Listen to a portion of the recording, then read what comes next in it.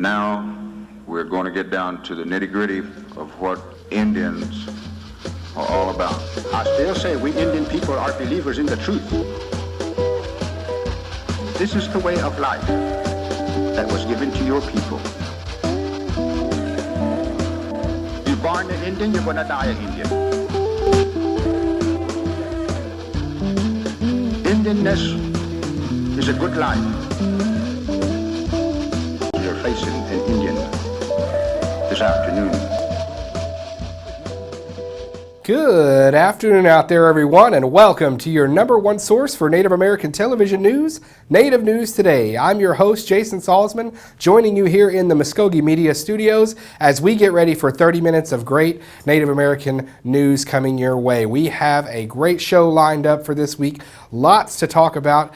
As we get into fall, the weather's turning over a little bit, lots of different events, lots of things that happen in the fall every year from Muskogee Creek Nation that we're very, very excited about in and around Indian country making headlines. So we'll talk about all of that, and we definitely want to keep you in mind of the general election coming up November 7th. Lots to decide over before that time. You have a few more weeks left and lots of things going on too. We'll have some things here on the program actually to get you ready for the election, and also making sure that you're squared away with everything with the election board and your precinct and everything like that. Let's see those voter numbers up and even better than they were in the primary on November 7th as we elect a principal chief for the next 4 years, and also some councilmen in the seats that are open there, and all of those going to a runoff. So we'll definitely keep you up to date, up to speed on all of that as we move on. And definitely on the show this week, as I said, we have got a great program. We're going to take you to the Tulsa State Fair, show you all the excitement up there and the Muskogee Creek Nation presence at the fair. Also, a Muskogee Creek Nation student doing wonderful things not only at the University of Oklahoma, but this summer in Washington, D.C. on Capitol Hill, making some moves there with Native American legislation. Really excited to tell that story. Also, as we move into the fall, as I said, you're going to be seeing lots more events. The Indian Fall Fest, the Hall of Fame Gala, it's all happening. It all happens under the watch of Tourism and Recreation. And after this break, in studio, we're going to have Director of Tourism and Recreation, William Lowe, talking about all those great events. Don't go anywhere. We'll be right back. We believe if you teach a man to fish, you can feed him for a lifetime. We believe that transitioning convicted citizens back into our communities enhances public safety. We believe that every citizen, even ex-prisoners, are important and are capable of change. We believe in reclaiming our citizens and investing them back into a culture that embraces healing and restoration. We believe in reintegration.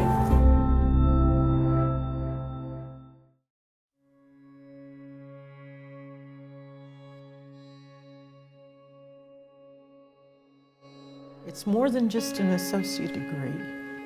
It's a life-changing experience.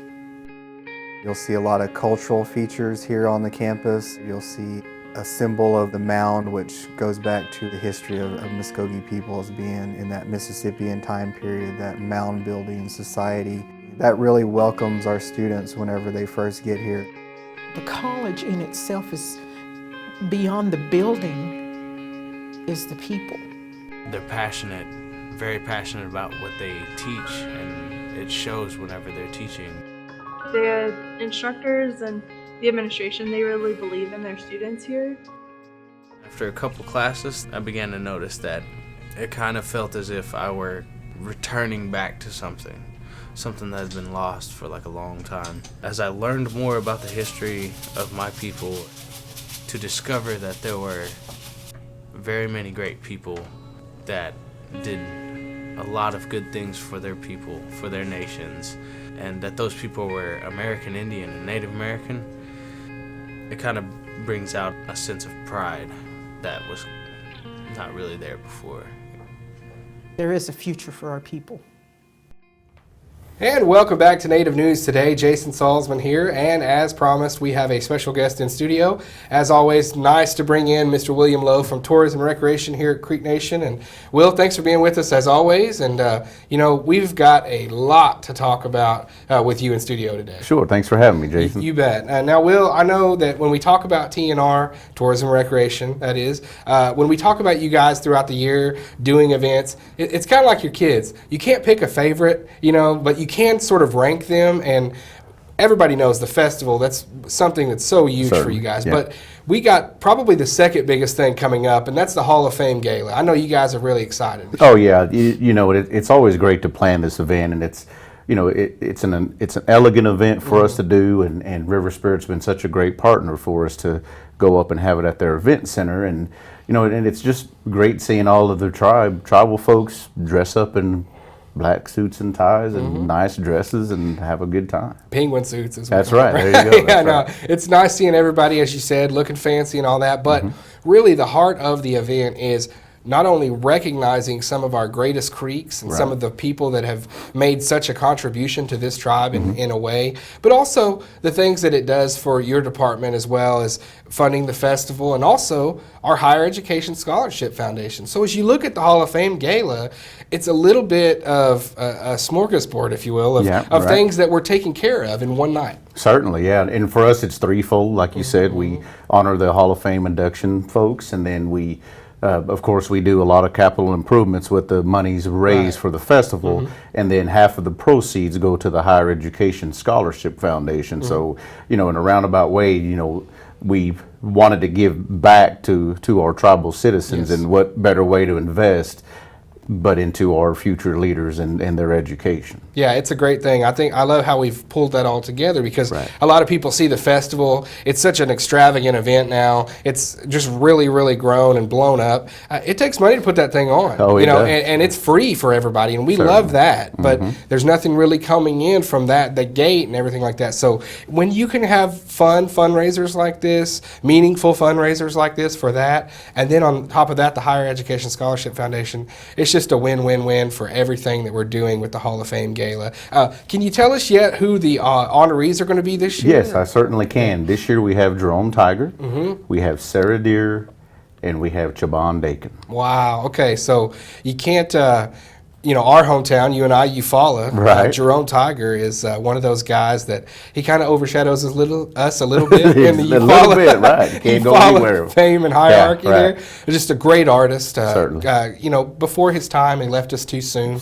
And we hate to see that, and to remember to look back on the legacy, his daughters, his family, everybody that has kept his legacy on. The Tiger Art Gallery in Muskogee, Dana doing wonderful things, Lisa doing wonderful things, all of them, and Chris himself, an incredible artist before he was also untimely passing. So you look at that family just in the art world, the Creek world, it's a great thing. Chabon Dakin, Oklahoma football, a lot of people love that guy, but also his artistic influence and the things that he's done since. And then Sarah Deer with VAWA, all the things that she's done on a national level for Creeks and how she's made us proud.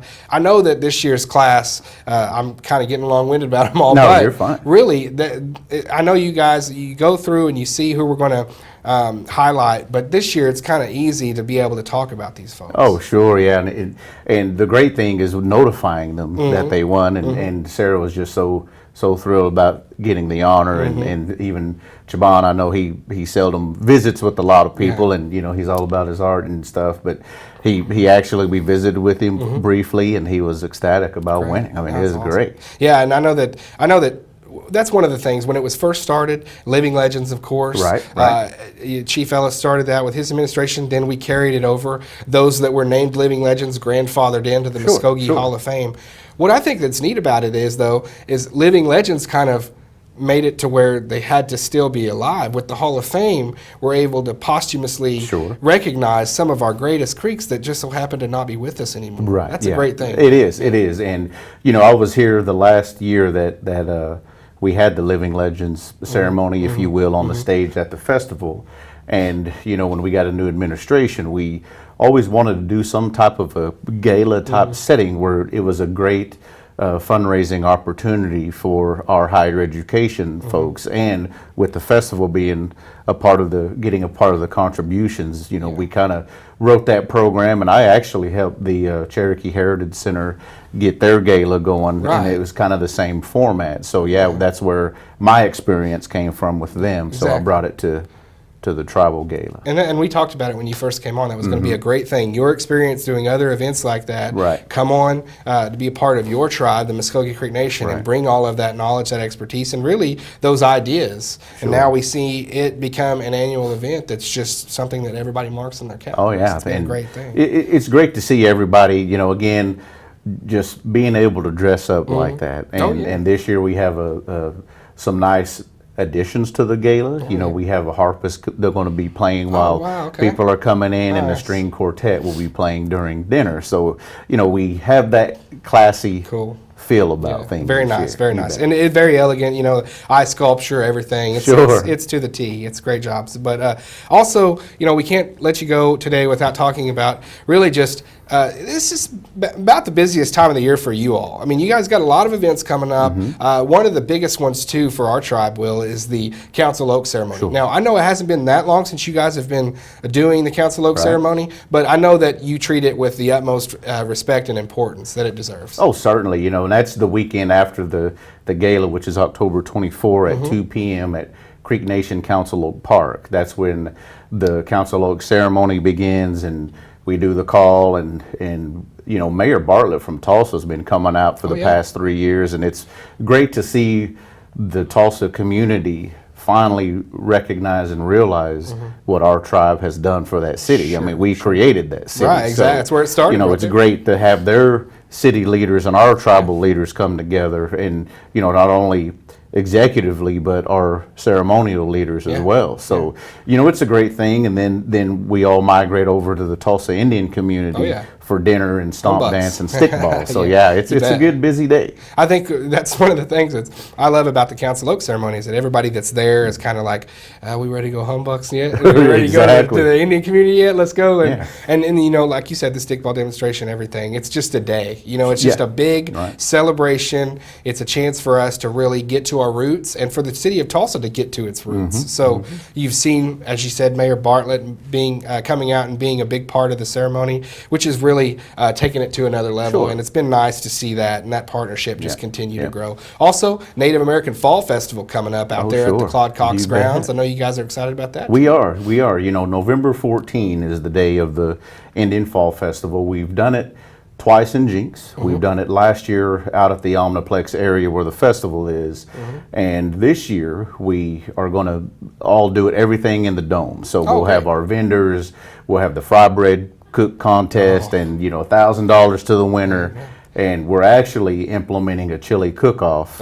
So I'll be a judge. I'm just letting you know right now. I'll be a judge. For us, it's great to have the opportunity to sop that chili up with fry bread. So we're definitely ready for that day. But in fact, I asked, "Where's the sponge?" Exactly. We're looking for a piece of fry bread. Right. Yeah, you bet. And it's activities for people of all ages. We'll have some small entertainment. We're still working on that.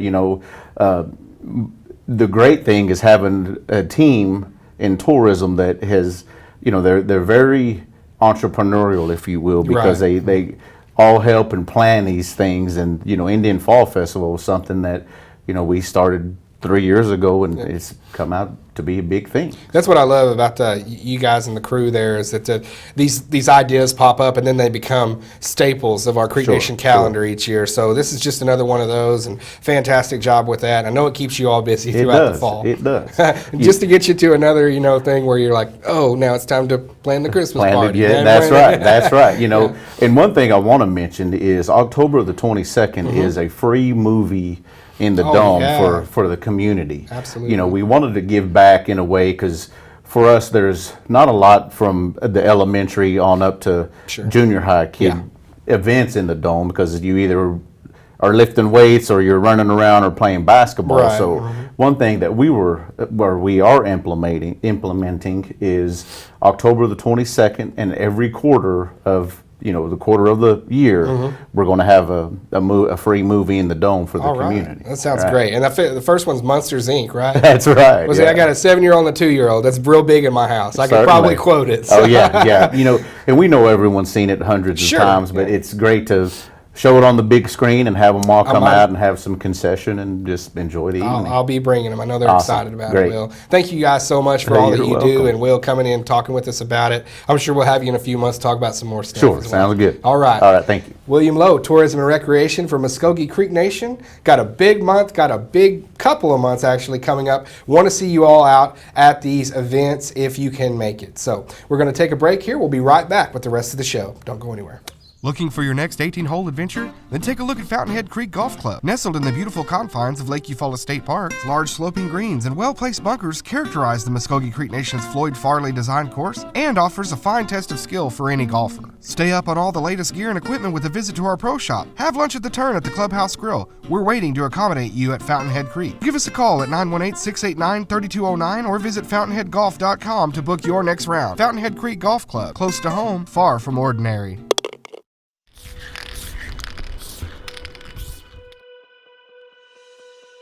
I think creatively I was just into drawing for a long time, ever since I was a kid. It wasn't until maybe around late 2007, 2008 that I became aware of the graffiti scene. It changed everything for me.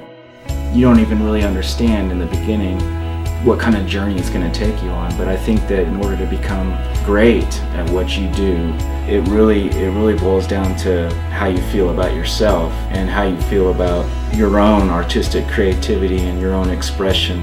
I think it comes from a belief in oneself and pushing yourself to the limits as far as you can take it.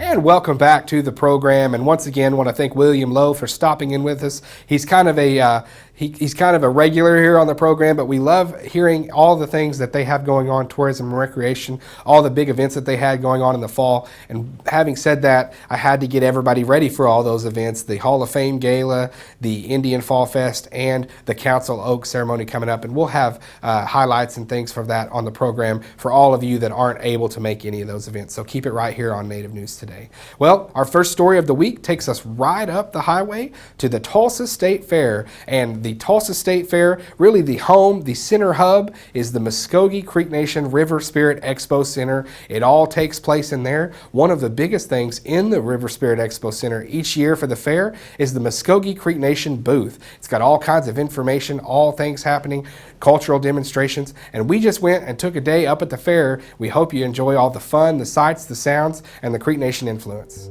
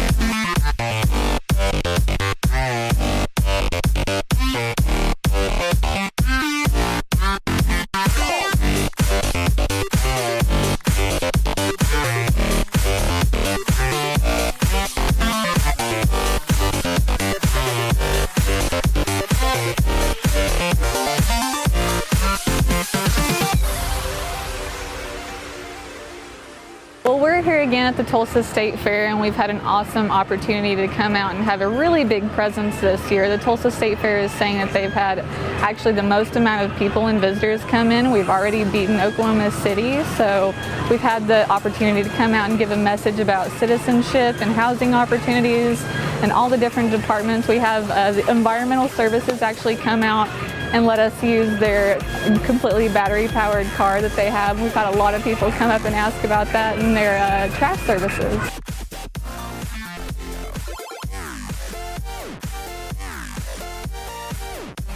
We've had so many people that have actually come out to help us. Stephen Grounds is an artist that actually came out and did 2 live paintings for us. that got huge feedback. We're actually raffling off one of them, so please be sure to come out and do your raffle and win a 5x5 portrait from Stephen Grounds. We also have craftsmen that have been here throughout the day, stickball sticks as well as shakers and all different crafts, beading, things like that. So we've had a lot of people come by just to check out, ask a lot of questions, you know, people that might not know a lot about the heritage and culture. We're able to answer those questions.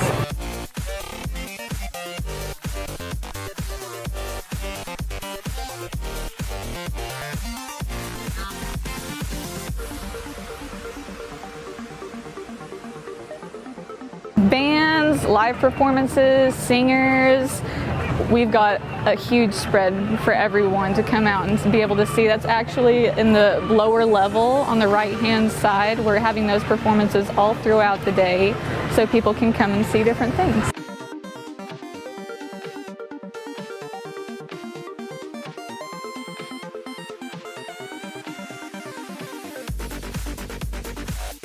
The cool thing that we've done, the way we've set things up, as in each corner we kind of have something different going on, so people really come and track all the way through. We were really lucky that a lot of the departments donated a lot of literature, and people have really been going for that. People want to know these answers about how we work, what we can do for them, and what we can offer, and that really is the biggest reason why we're here. I mean, in Tulsa we have 17,000 citizens here alone.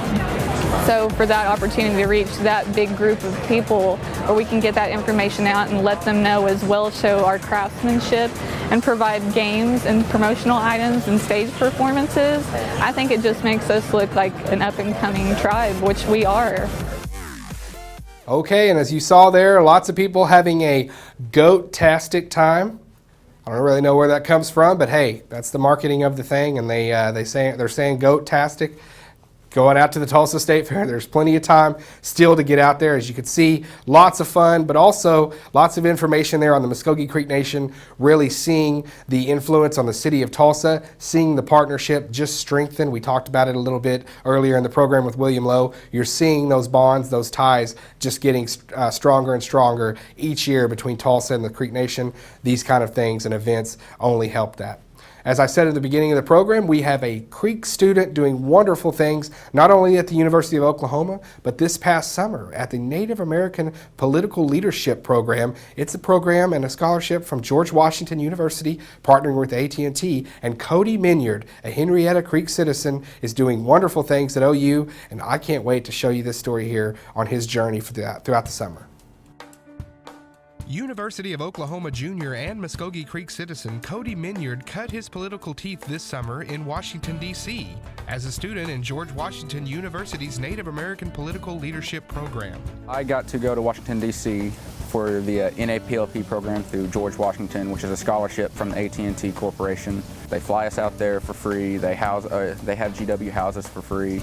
They give us 2 living stipends, and we are able to take 6 hours of classes through this grant that we receive, and with that they are able to connect us to different Native American institutions throughout DC, to which we are able to intern for. Minyard, a Henrietta native, talked about applying for this prestigious opportunity. I actually heard about it from a friend who is Choctaw. He didn't participate in it, but while he was at college he heard about it, and he thought it would be something that I'd be interested in, so he directed me to the website. I just filled out all the application forms, sent it in, and I got very, very lucky and got selected. Through NAPLP, Cody was afforded the chance to work for a heavy hitter in Native legislation issues. I was able to intern for U.S. Senator Al Franken, Democrat from Minnesota, and I had various duties such as answering telephones for him, mail correspondence, taking notes at hearings and briefings, but my main area of focus was Indian affairs. During my time for Senator Franken, I actually got to work under one of his legislative assistants, and through that experience I got to actually write a policy memo for Senator Franken that he personally got to use in a hearing over safeguarding Indian gaming. And during that time I got to sit behind him in the hearing, just right by the legislative assistant and all that, so it was a great experience. Minyard talked about his experience and some of the things he learned over the summer about how Washington operates, specifically on Indian issues. What amazed me was exactly how many relationships are formed there not only within the Native community, but also just throughout DC in general. I must have heard that over and over again while I was up there, is that it all runs on relationships. It's all about who you're friends with, who you know, where there's someone in this department, that department, and heritage plays a big role in that, whether it be whether you're Creek or Cherokee or whatever it is. When you're Native American, you are able to easily connect to a different person, and it definitely helps in DC. There are a number of different regulations that tribes have to follow, whether it be an Oklahoma tribe, a Minnesota tribe, wherever you're at. But there is a great deal that goes into every policy, and it's very extensive, needless to say. Currently, Cody is finishing up his undergraduate degree before focusing on the future. Right now, I'm a junior. I'm in the Honors College here at OU, and I major in political science with a concentration in elections and campaigns. And I have about 30 hours left, and after that I intend to go to law school, whether that be here at OU or in the DC area, and whether that be in a Native American law, constitutional law. It's kind of undecided as of now, but I hope to pursue that path. And this young Creek citizen appreciates the support from his tribe and looks forward to one day giving back. The tribe has helped me beyond imagine, through school, even from elementary school with the JOM programs, through high school with sports and activities like that, and now here in college. So I definitely feel a deep sense of connection to the tribe, and I would love to be able to come back and help, whether it's be the tribe, my Henrietta community, my church community, just whatever it be. I would love to come back and help. All right, that'll put a bow on another episode of Native News Today. Want to thank you all for joining us this week. Want to thank all of our loyal viewers in the Tulsa area here on CW. Also, all of our loyal viewers out west in the Oklahoma City market and surrounding areas on KSBI. We know that we have been hearing lots of great feedback from our viewers out there. We're going to keep sending you great shows, all kinds of great things from out west as well. So I want to thank all the people that made this show happen this week. William Lowe, Tourism and Recreation, coming in. Want to get a lot of things on your calendar. The Hall of Fame Gala coming up. The weekend after, it'll be the Council Oak ceremony. And then, of course, in November, the Indian Fall Fest. Definitely put those on your calendars. Get ready to go out and have a great time with the family at those events. Oh, and movie night at the Dome. That's a really cool new thing. I want to see a lot of people at that, too. Anytime we have something new around here, we really want to pub it. So I think that can be a really fun, neat idea for families here in the Altmauge area. Also, want to thank all the people up at the Tulsa State Fair for always welcoming in the Creek Nation with open arms. The River Spirit Expo Center there, our name on it. It's just a prideful thing to go up and see that. Also, Miss Casey Ryle doing a great job with public relations. I want to thank her for stopping by and talking with us there at the booth and about all the great partnerships and the things happening there at the fair. And Cody Minyard, this kid is on the rise. He's doing great things now. He will do great things in the future. I think we may even be, I sat there as I interviewed him, I thought, man, this kid may be principal chief of this tribe someday. So he's doing a great job, obviously interested in politics and that whole game. It's one of the things that he's on the right path. He's taking the right steps, going through the political leadership, and obviously they're working with Senator Franken. It's a great start for him in his career, and he's taking all the necessary action to do that. So congratulations, Cody. We'll keep an eye on you as you continue to go forward. That'll wrap us up for this episode. Want to tell you, everybody out there, if you can't catch us here on the tube and you want to go to YouTube, you can do that, our online channel. You can catch us anywhere at any time. Native News Today on demand, basically. Also, catch us on our social media sites, Facebook, Twitter, Instagram. Let us know how we're doing. Keep up with us throughout the week. For Jared Moore, myself, Jason Salzman, Devin E. Luxinger, everybody here, have a great week. We'll see you next time.